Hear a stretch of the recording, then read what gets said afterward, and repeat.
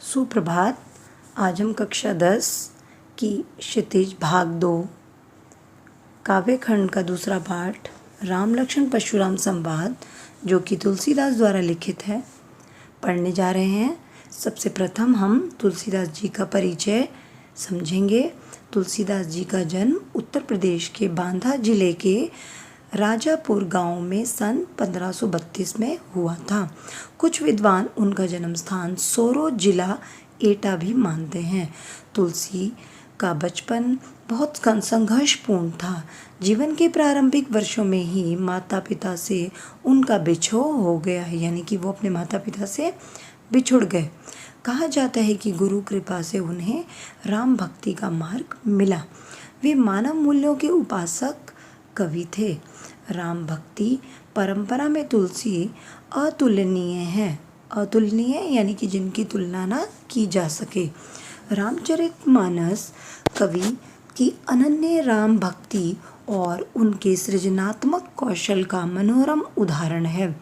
उनके राम मानवीय मर्यादाओं और आदर्शों के प्रतीक हैं, जिनके माध्यम से तुलसी ने नीति, स्नेह, शील, विनय, त्याग जैसे उदात्त आदर्शों को प्रतिष्ठित किया।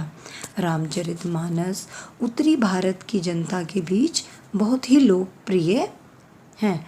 मानस के अलावा कवितावली, गीतावली, दोहावली, कृष्ण गीतावली, विनय पत्रिका आदि उनकी प्रमुख रचनाएं हैं। अवधी और व्रज भाषा दोनों भाषाओं पर ही उनका समान अधिकार था। सन 1623 में काशी में उनका देहावसान हुआ, यानी कि उनका देहांत हो गया। तुलसीदास ने रामचरितमानस की रचना अवधी में और विनय पत्रिका तथा कवितावली की रचना व्रज भाषा में की। उस समय प्रचलित सभी काव्य रूपों को तुलसी की रचनाओं में देखा जा सकता था।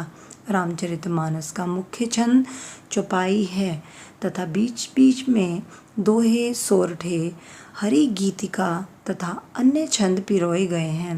विनय पत्रिका की रचना गए पदों में हुई है। कवितावली में सवैया और कवित छंद की छटा देखी जा सकती है। उनकी रचनाओं में प्रबंध और मुक्तक दोनों प्रकार के काव्यों का उत्कृष्ट रूप है। तो इस प्रकार आपने देखा कि उन्होंने कौन कौन सी रामचरितमानस के अलावा उन्होंने कवितावली, गीतावली, दोहावली, कृष्ण गीतावली, विनय पत्रिका आदि भी मुख्य रचनाएं उनकी प्रसिद्ध हैं। और उनका बहुत अच्छा अधिकार किस पर है, कौन सी भाषा पर? व्रज भाषा और अवधी भाषा पर। तो इस प्रकार हमने उनका परिचय पढ़ा। अब हम देखते हैं इस काव्यखंड का मुख्य सार।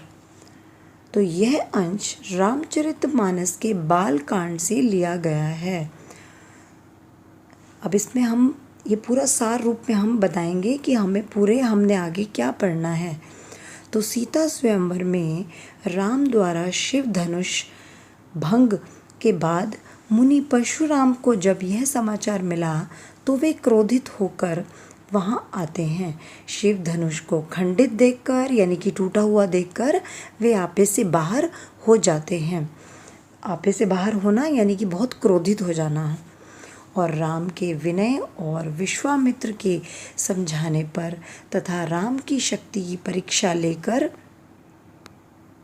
अंततः उनका गुस्सा शांत होता है।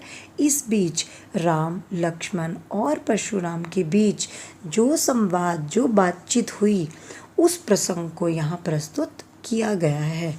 परशुराम के क्रोध भरे वाक्यों का उत्तर लक्ष्मण व्यंग्यपूर्ण वचनों में किस प्रकार देते हैं, इस प्रसंग की यही विशेषता बताई गई है। और लक्ष्मण की वीर रस की भी यहाँ पे बहुत अच्छे ढंग से उसका वर्णन किया गया है। तो आइए इसका हम एक एक करके इसके काव्यांश को समझते हैं।